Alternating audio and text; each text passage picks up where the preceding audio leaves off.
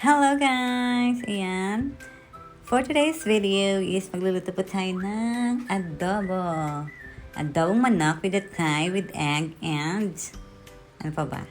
Ganun lang. Yeah, unang gagawin is gisahin yung atay. Pag naluto na, tanggalin sa kawali. Then maglalagay po tayo ng bawang.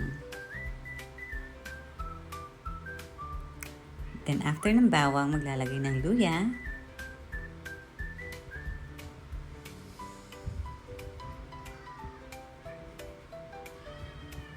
Then onion or sibuyas.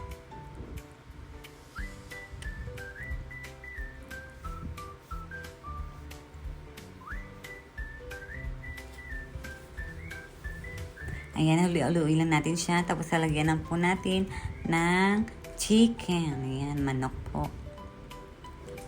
Tapos halu-haluin.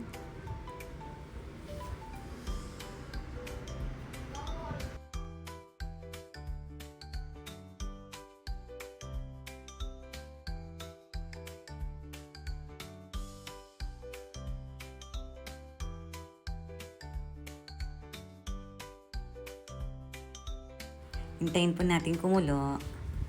At pag kumulo na po siya, doon na natin ilalagay yung toyo. Then, pakuluan ulit. After kumulo, isusunod na natin ang suka or vinegar. Ayan guys. Tapos, pakuluin ulit. Ganyan lang kadali magluto ng adobo guys. Pakuluan lang siya. Then, after kumulo, ilalagay na natin yung ginisa nating atay. Kasi yung atay po, mabilis po siyang maluto. Kaya, yun. Inuuna po siyang ginigisa. Then, antayin natin pakuluan ulit. After kumulo na, lagay natin yung lagyan natin ng black pepper, sugar. Yan, ititimplahin na po yan. Then, after that, pag kumulo na siya, nakuha mo na yung timpla nyo, isalagyan na siya ng pineapple. Yan. Yan yung sikreto natin, guys, is pineapple. After ng pineapple, tapos na po yung luto, lalagay na po natin yung egg. Diba? Look at that. My God, ang sarap-sarap niya, guys. Grabe.